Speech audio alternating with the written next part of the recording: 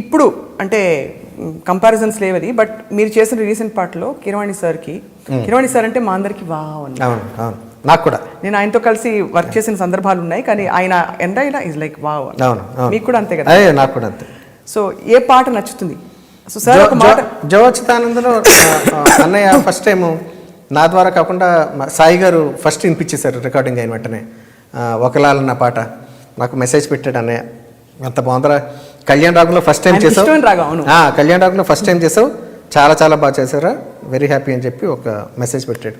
ఎంత గర్వాన్ని, ఎంత గర్వపడ్డాను ఆ మెసేజ్ చూసి. అంటే అందరూ పుడుతూ ఉంటారు, అంటే జ్ఞానం ఉన్నవాళ్ళు, జ్ఞానం లేనివాళ్ళు, అభిరుచి ఉన్నవాళ్ళు, అభిరుచి లేనివాళ్ళు, మన సక్సెస్ని చూసే, లేకపోతే సినిమా హిట్ అయిందనో రకరకాల కారణాల వల్ల పొగడతల వెనకాల చాలా చాలా రీజన్స్ ఉంటాయి. ఎవరు ఎందుకు పుడుతున్నారో మనకు తెలియదు. కానీ రియల్ పర్సన్స్, కొంతమంది టాలెంట్ ఉన్నవాళ్ళు, అభిరుచి ఉన్నవాళ్ళు, అఖండమైన పాండిత్యం ఉన్నవాళ్ళు గబుక్కుని మెచ్చుకున్నప్పుడు అది ఒక ఇంత మనకి గర్వాన్ని ఇస్తుంది. మనకి అమ్మయ్య, నేను కూడా మంచి మ్యూజిక్ డైరెక్టర్ అని నేను అనుకున్నాను. తను పొగిడినప్పుడు నేను కూడా మంచి మ్యూజిక్ డైరెక్టర్నే అని అనుకున్నా. చాలా తక్కువ సందర్భాల్లో అనుకుంటాను, నాకు నేను తక్కువ సందర్భాల్లో నచ్చుతూ ఉంటాను నాకు నేను మ్యూజిక్ డైరెక్టర్గా. అలాగా మొన్న జోచితానందకు ఆ పాట చేసినప్పుడు అలా నచ్చబడ్డాను, నాకు నేను నచ్చబడ్డారు. ఇప్పుడు ఏమేమి ప్రాజెక్ట్స్ చేస్తున్నారు అర్జెంటుగా కొన్ని ఉన్నాయి. నేను వన్స్ పక్కాగా ఫైనలైజ్ అయిపోయిన తర్వాత నేను మంచి సింగర్లు అంటే ఎలాంటి వాయిసెస్ని మీరు పాడిస్తారు ఇష్టంగా? అంటే మెలోడీస్ వాయిస్ ఎక్కువ ఉండాలి బాగా. నా ఎక్కువ ఆ పాటలు అలా ఉంటాయి కాబట్టి వాటిలో మ్యాచ్ అయ్యి వాయిసెస్ వెతుకుతూ ఉంటాను నేను. భయంకరమైన మాస్ నెంబర్ చేయమంటే చేస్తారా? తప్పకుండా చేస్తాను. అంటే depending on the story always స్వప్న.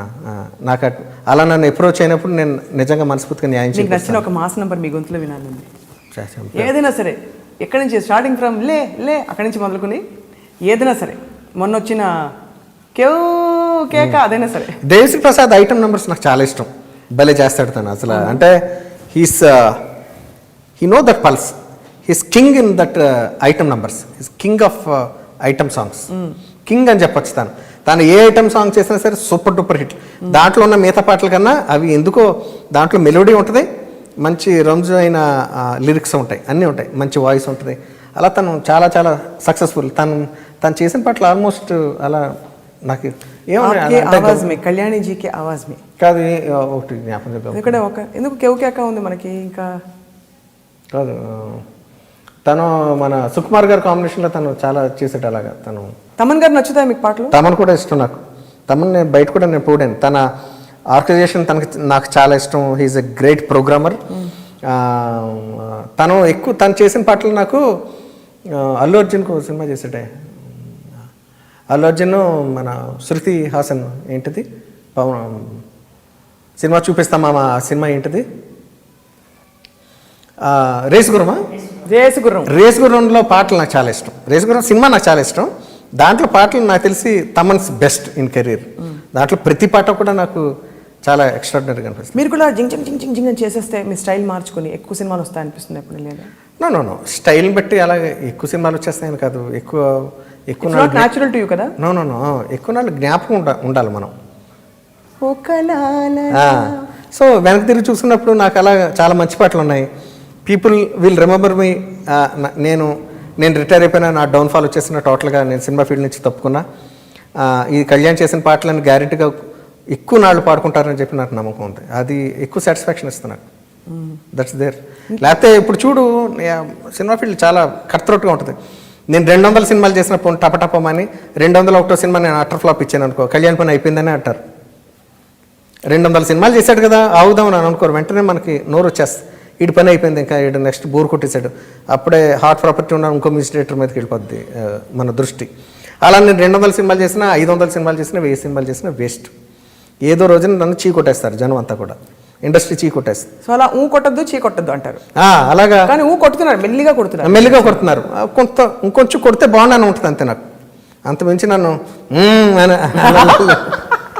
అంటే అంత చీత్కారం కూడా అంత దారుణంగా ఉంటుంది. దానికి మనం తట్టుకుని అర్థం చేసుకోవడానికి రెడీగా ఉండాలి. సో నేను ఇప్పటి నుంచి ప్రిపేర్ అవుతూ ఉంటాను. నేను ఎప్పుడైనా ఎగ్జిట్ అయిపోయినప్పుడు నన్ను ఎలా ట్రీట్ చేస్తారు జనం, ఒకవేళ నేను నచ్చపోతే కనుక దాన్ని హార్ట్ఫుల్గా తీసుకోవాలని చెప్పి ప్రిపేర్ అవుతాను. గాడ్ ఫర్బిడ్ మీరు ఎగ్జిట్ కాకూడదు, మీరు ఇంకా మంచి మంచి అద్భుతమైన పాటలు ఇలా చేసుకుంటూ పోవాలని కోరుకుంటున్నాను. కానీ ఒకవేళ అలా ఎగ్జిట్ అవ్వాల్సి వచ్చి మీకు డబ్బులు కావాలంటే ఏం పని చేస్తారు తెలీదా? అలా డబ్బులు కావాల్సి వస్తే అంటే అసలు అలా పరిస్థితి రాదు. బికాస్ మీరు ఆల్రెడీ మీరు మ్యూజిక్ కంపోజింగ్ అసిస్టెంట్గా మొదలయ్యి సింగర్గా చేశారు, సింగర్గా పాడారు, రకరకాల you're an established brand. But I'm saying ఒక చాలా హైపోథెటికల్ సిచ్యువేషన్. హైపోథెటికల్ సిచ్యువేషన్లో నేను డ్రైవర్ని అవుతానేమో బహుశా. I like driving. Like driving? Yeah, I know that art. నేను ఏ కార్నైనా సరే చాలా బాగా నడుపుతాను. 7th క్లాస్ చదువుకున్నవాడికి ఇంకేముంటుంది, ఏం చేయలేం, ఉద్యోగం రాదు. Driver, car driver. మరి టూ మచ్ అలా. ఏ టూ మచ్ అసలు కార్ తప్పలేదు, కార్ డ్రైవింగ్ లో తప్పలేదు. ఇన్ఫాక్ట్ నాకు రాదు. ఫర్ అంటే ఎగ్జాంపుల్ నాకు వచ్చినాయి అంటే ఏం చేస్తాను, మ్యూజిక్ డైరెక్టర్ అయిపోయింది. నేను అదృష్టం. నేను ఆ మ్యూజిక్ డైరెక్టర్ కాకపోయి ఉంటే గ్యారెంటీగా నాకు వచ్చిన ఆర్ట్ అదొకటే. పొటాటో కూర బాగా చేస్తారు మీరు. టమాటా బంగాళదుంప కూర అంటే నాకు చాలా ఇష్టం. ఈ మధ్యన ఉమ్మ దగ్గర నేర్చుకున్నాను అది ఎలా చేయాలి. ఒకరోజు నేను నీకు వండి పెడతాను ఉమ్మ, నాకు నువ్వు చెప్పా రెసిపీ అంటే దాన్ని పేపర్ మీద నోట్ చేసుకుని అన్నీ కూర్చొని శ్రద్ధగా చేసి వండి పెట్టాను తనకు ఒకరోజు. ఒక పూట 12 ఏళ్లకి ఒకటి చేశాను నేను. అలాగా చాలా బాగా కుదిరింది ఆ రోజు, భలే చేశాను. ఇప్పుడు మేము బంగాళదుంపలు టమాటోలు మీకు తరడం వచ్చా కూడా చూడబోతున్నాం. ఇవన్నీ కట్ చేసా చీజీగా కట్ మీరు ఇంకా నాకు ఆ మాస్ పాట పాడలేదు. గబుకుని అదే జ్వరం వచ్చింది ఏటేటో అవుతుంది రా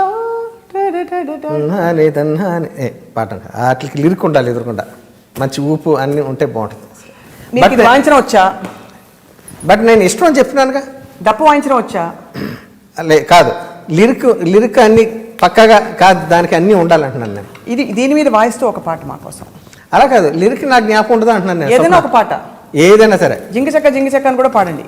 అది విషయం. ఎక్కడ దొరుకుతుంది? స్టూల్లా ఉంటుంది. స్టూలే.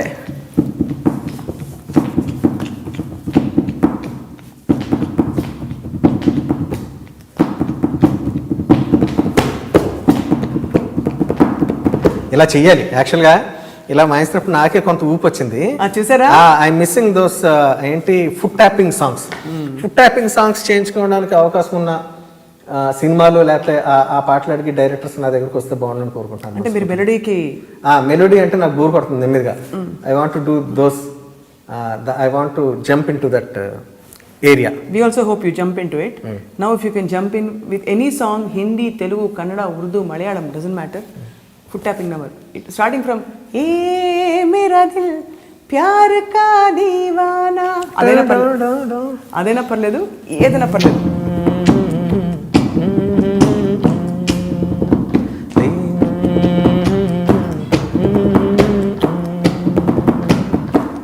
ఎంత బాగుందో ఇలా వాయిస్తుంటే. స్వప్న, యా, మనస్ఫూర్తిగా ఒకటి కోరుకుంటున్నాను. నాకు ఫుట్ ట్యాపింగ్ నెంబర్స్ కేవలం మెలోడీ లేకుండా ఇటువంటి పాటలు చేసుకునే అవకాశం నాకు ఒక సినిమా వస్తే బాగుండని కోరుకుంటున్నాను. ఇప్పుడు తప్పకుండా పైన తదాసు దేవతలు వింటున్నారు.